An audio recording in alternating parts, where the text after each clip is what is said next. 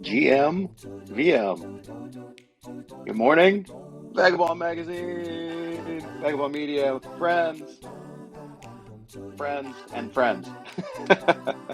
Riona Morgan is here with me. I'm CD Demiccio, your host today. Along with me co-hosting, Riona Morgan, Cryptoversal Books. We've got our friends Odd Writings, T. Dylan Daniel. Saw Page Dow in the audience for a second. And Riona, how are you today?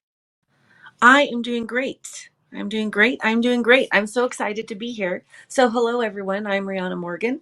I am editor in chief at Vagabond Magazine and so many other amazing things in the space. And I'm excited to be here with all of you to talk about the digital lifestyle. Ooh, I love it. We're going to talk about the digital lifestyle today. Hey, Cryptoversal Books, how you doing, man? I'm doing great, CD. The digital lifestyle, that sounds great. I'm looking forward to that. Super cool. And we've sent an invite to Odd Writings. We're going to send one to D. Dylan Daniel right now. I don't know if we should send one to Page Dow or not. Maybe we should send one. Is Page Dow different than T. Dylan Daniel today? I'm wondering. Paige Dow is actually me today. So, maybe don't. It'll stress me out if you send another invite. Okay, we'll leave it as it is. Like I know it's always a stress out. I bring up myself so that people can see that I'm on the stage, but I speak through the VM when you're not speaking through it. So, Odd Writings, we got you up on the stage. How are you today, my friend? I'm doing fine. I just got back. Oh well, not just got back from a meeting because I guess it was an hour ago. But I saw the Twitter Space on secret the secret thing, secret network with Page Dow, which was very interesting. And I'll let other people speak about that eventually.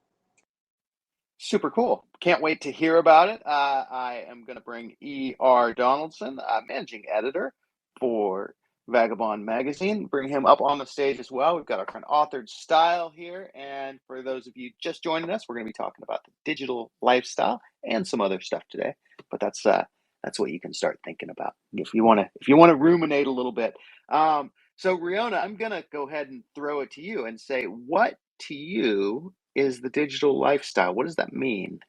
Oh gosh. So to me, I really feel like the digital lifestyle is, I think someone can qualify as living a digital lifestyle or having a digital lifestyle if they are part of this new revolution that seems to be happening, this new sort of futuristic looking forward to the future and building things or being part of things, organizations, platforms that really draw on the strengths of community, that really draw on the strengths of building the world that we're all hoping to see, where we're not saddled with all the gatekeeping and the corporate drain, and where it almost it feels like it's so much more free and open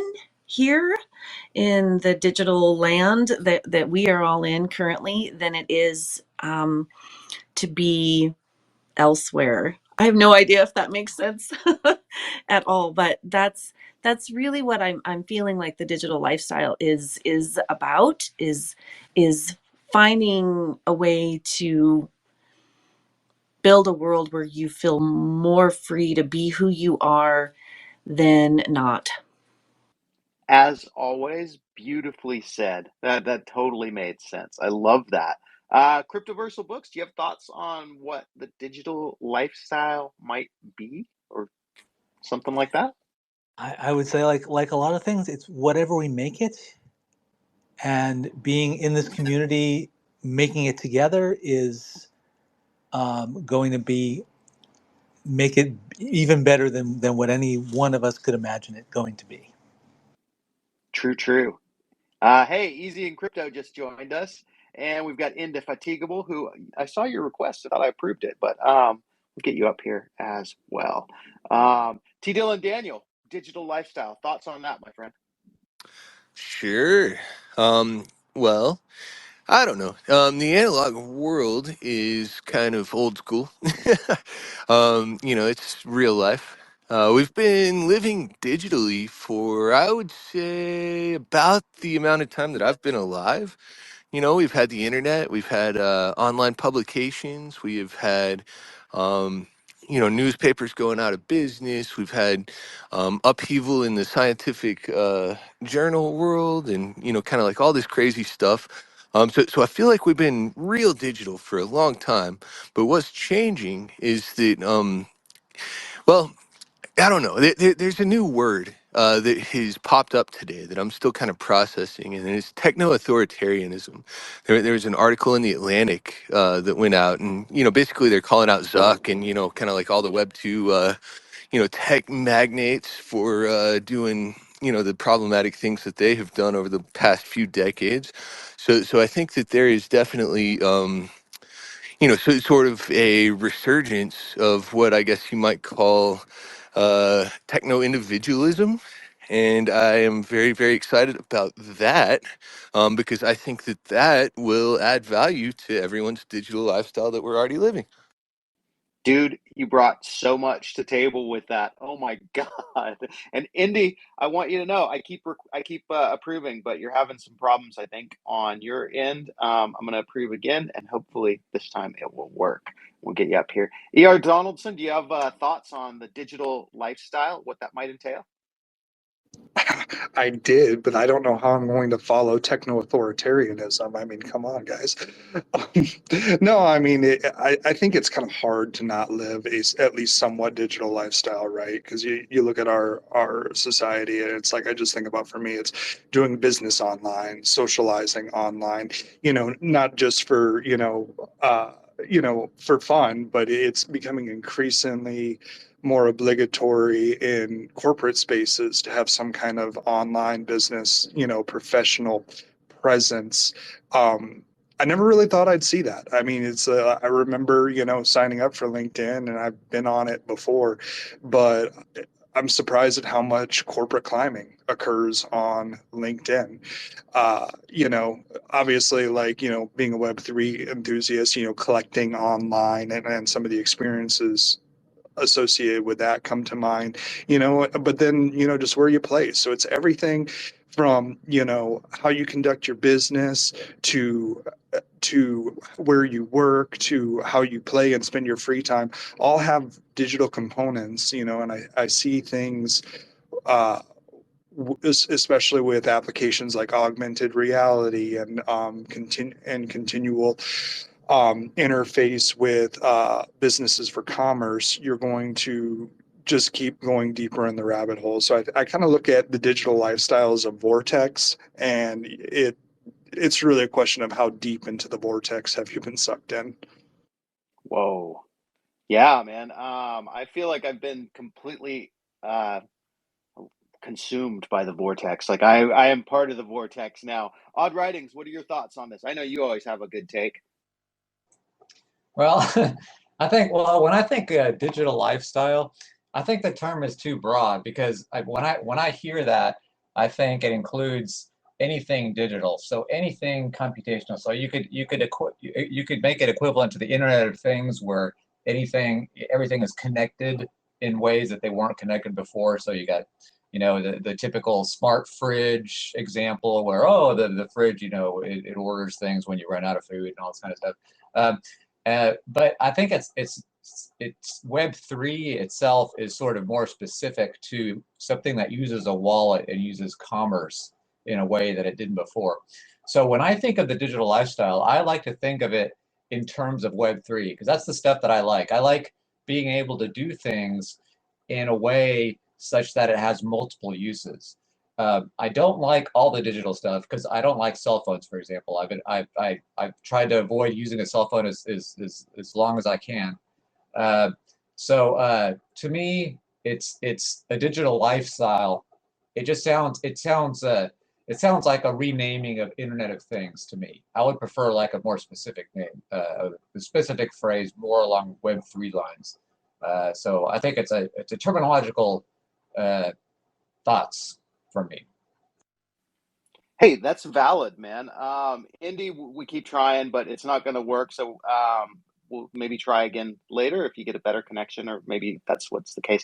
Now, I'm going to chime in on my thoughts on the digital lifestyle because so I've always had an entrepreneurial spirit. You know, I started out like buying textbooks, and then I would mail them to like other people and sell them, and then I opened a small like used bookstore, and then Craigslist came along, and I was like, oh my god, this is amazing! I'm going to use, and I started using Craigslist for everything. This was in the I think in the 90s and early 2000s in the aughts, and I was using Craigslist for everything. I basically was selling so many used books on Craigslist. I had this inventory of like thousands of used books in my studio apartment, and I was just like putting like lists of the books that I had everywhere on every city's Craigslist, and I was doing pretty well with it. And then suddenly people started flagging me like, "You don't live in this city," and I was like, "No, but I'm selling books to people in that city." They didn't like it.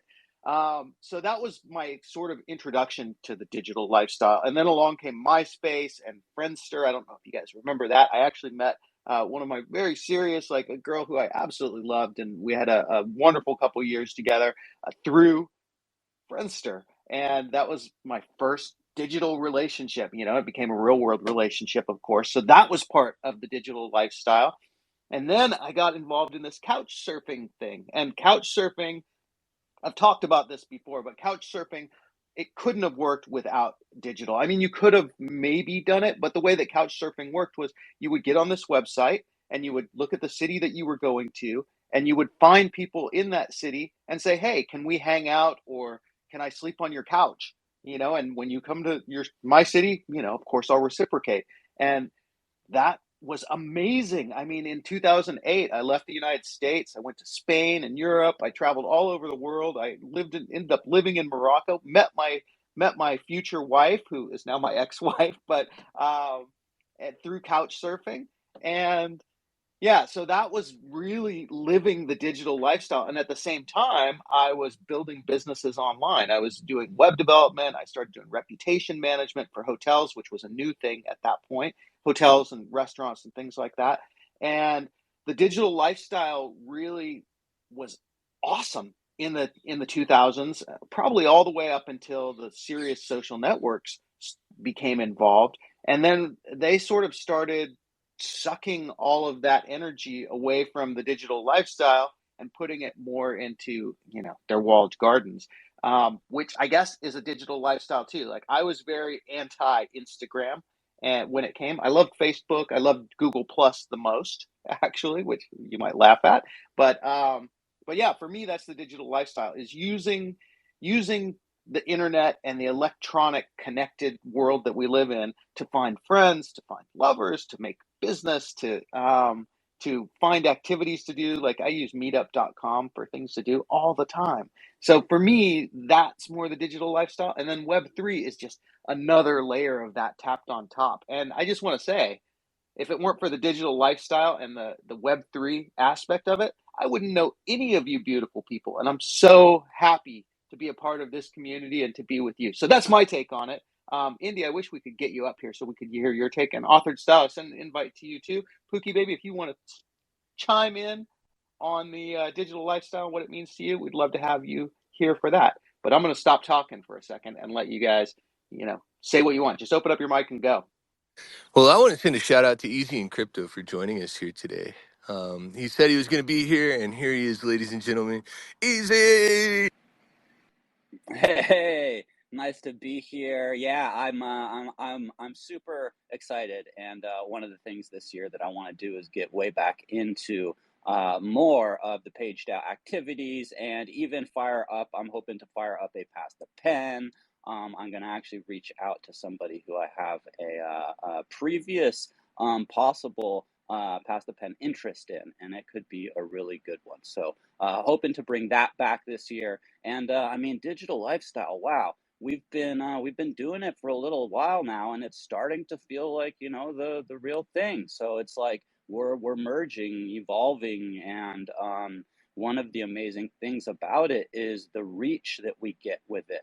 To be able to connect with people globally in any part, far and wide, from like Venezuela to, I mean, I don't know if I've like had anybody from Antarctica like on a show or something, but one day.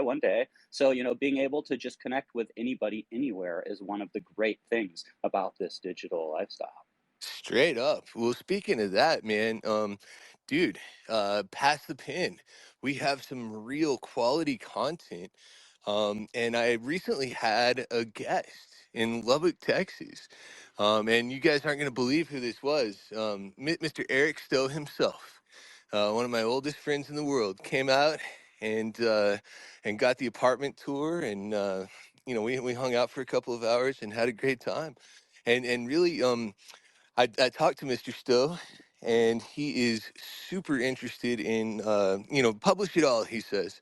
He wants to get that old content out there where people can enjoy it and people can love it.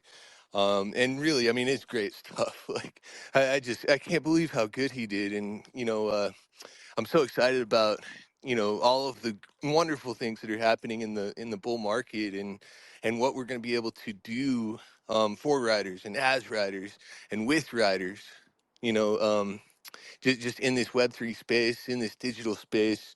It feels like a revolution to me. I'm over the moon, folks. It just, what a day. Yeah. Loving it, loving it. Yeah, there's great content that we've created with a handful of communities through Pass the Pen. Some of it kind of got finished up, but there's quite a bit that still needs polishing. So yeah, even diving back into that stuff would be a great use of time, and continuing to bring the creativity together with different communities and tying them in. I mean, from I think the ultra pizza thrash or die, what was it? Oh Yeah, man, I that was mean that it. just has so much. Yeah, that electro, yeah, that there's so much potential there. Like it's just so amazing. So Well, and you're just with love it. Slingshot I'm Tower, excited. right? Like, you're still Yeah. doing games and stuff. So there could be Oh an yeah. actual game to go with one of these pass the pin stories. I mean, wouldn't that be It insane? would. Like, Dude, it would be so crazy to be able to develop some kind of adventure for like Ultra Pizza Thrash or Die, where you go in with your buddies and like, have to complete this mission that is the story or something. I mean, that's possible. That who knows? It's crazy.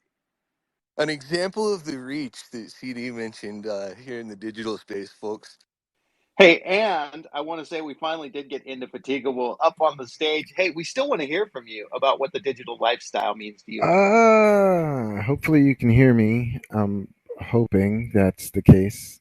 Loud and clear. Oh Your my voice sounds Yep, got gosh. you. beautiful. Yeah, digital lifestyle is worrying if your audio is working or your technical still. It's I don't know. I feel like I I wax nostalgic with all of you going back to like BBS days and like early web and like um I just remember I grew up as like this poor kid in Queens and like South Jamaica, but like in my mom's basement, I had the whole world.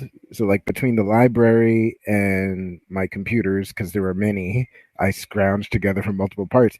Between like the library and the PCs, I had access to the whole world, and I also felt like there was a sort of self determination. Like I could create my future just by learning. There were the opportunities were limitless, and I remember wanting to spread that knowledge as much as I could. So I remember teaching a class in the school my mom taught in with like 10th graders on like how to write your first program.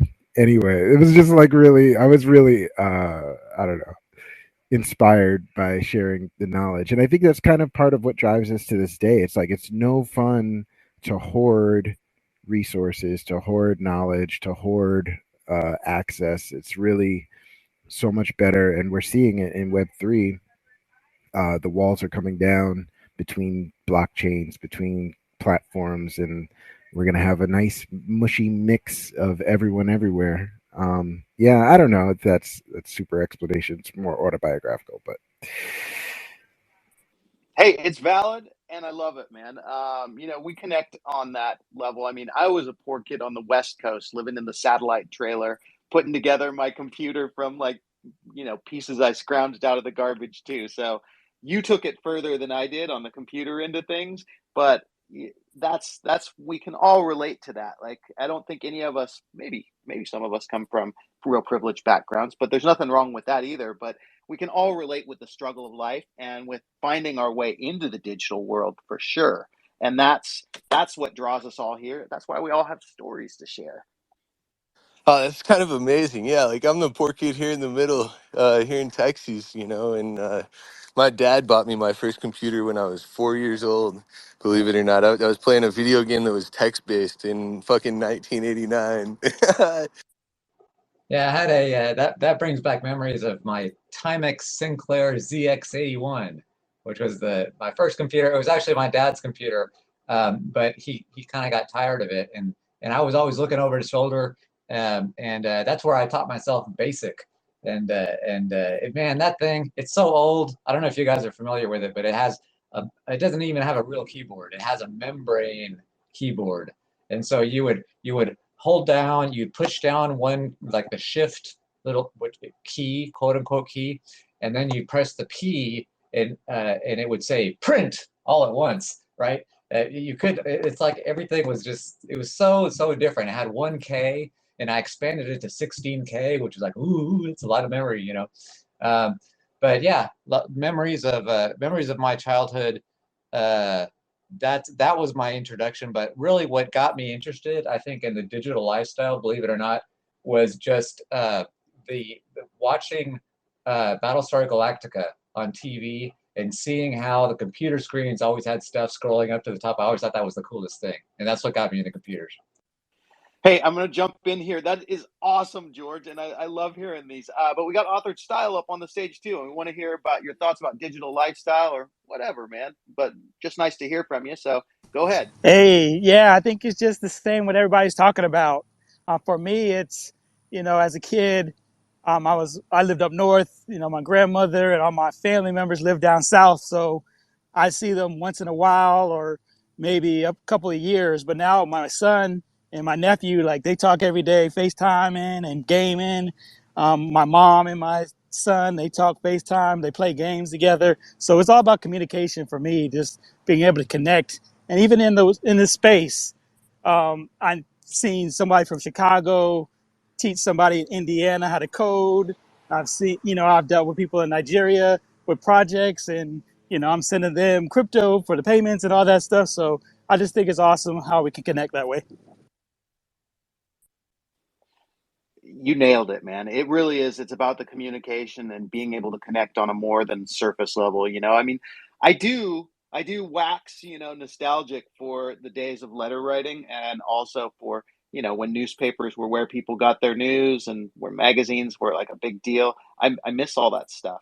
But I don't think that it's coming back. But what we've got is pretty awesome. And sometimes when I go nostalgic, I also forget to be grateful for the many, many opportunities that are in front of us. Like what you just pointed out, Authored Style, is so, so true. My daughter, too, she's like, communicating with her cousins who are thousands of miles away on a regular basis. And that's pretty amazing.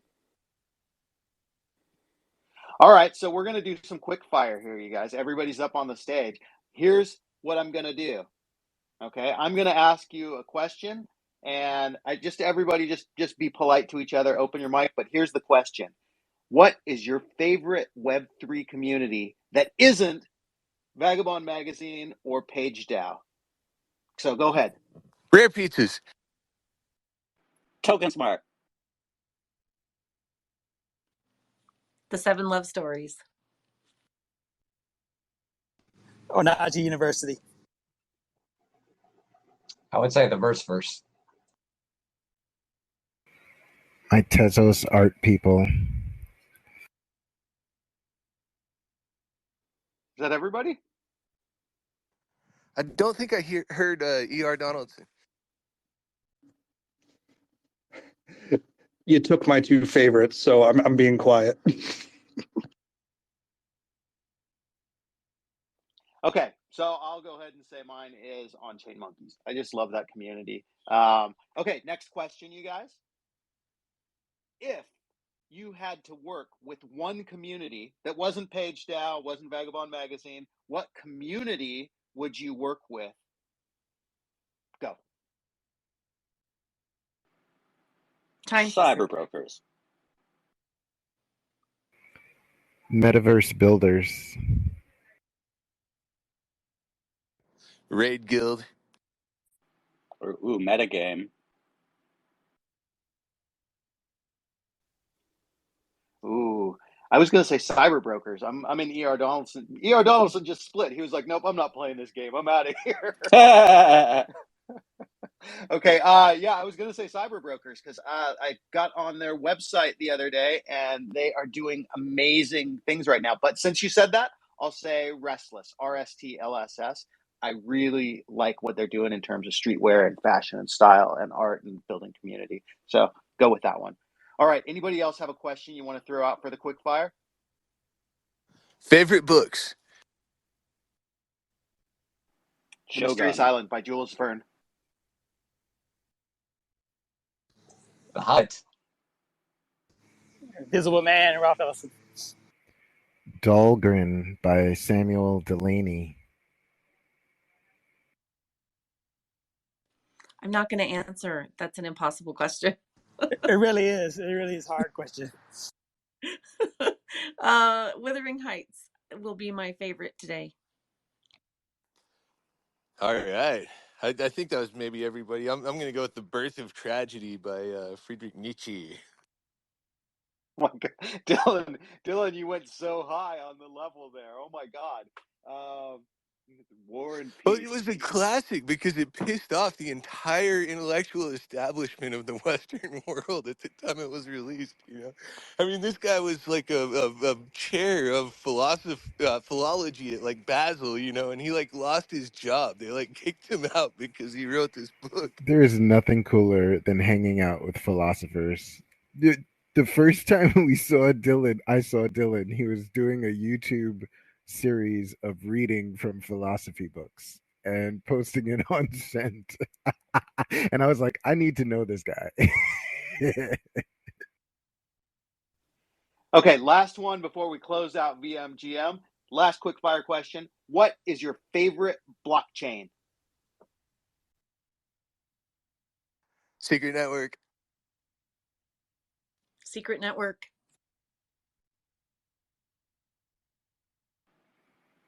Going with the old granddaddy Bitcoin. Ooh, granddaddy. I gotta go with Secret. They just gave us money, so yeah.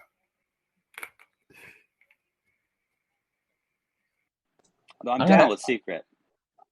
I'm gonna say Ethereum simply because they do. I'm very impressed with the research overall. Somebody had to say Ethereum. Thank you for being that guy.